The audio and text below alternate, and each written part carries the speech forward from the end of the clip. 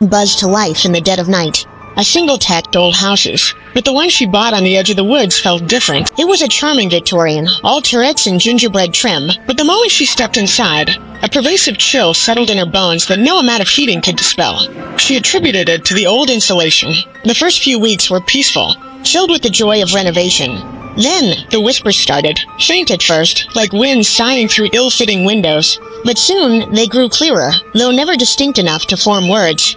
It sounded like multiple voices, murmuring just beyond her hearing, always when she was alone.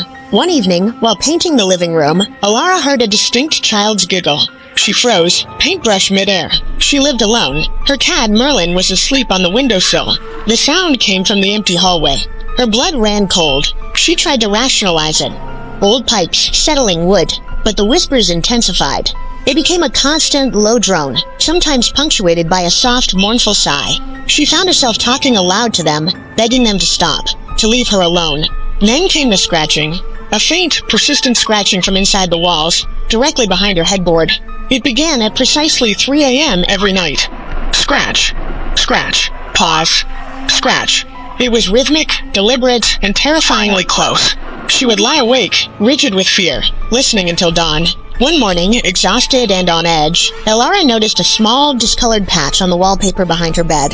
It hadn't been there before. Driven by a morbid curiosity, or perhaps desperation, she peeled back a corner of the faded floral paper. Beneath it, the plaster was cracked, and from the crack something was seeping out. Not liquid, but a fine, bone-white powder. As she watched, a tiny, intricate pattern began to form in the dust, like an ancient script. And then she heard it, clear as day, a chorus of tiny, dry whispers right from behind the exposed wall, chanting her name. Ilara! Free us! The scratching suddenly became frantic, desperate. Alara dropped the wallpaper, stumbling backward.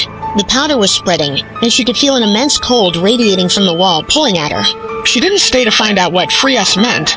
She ran, leaving everything behind, the whispers and scratches echoing in her mind long after she was miles away. Would you like to hear another story?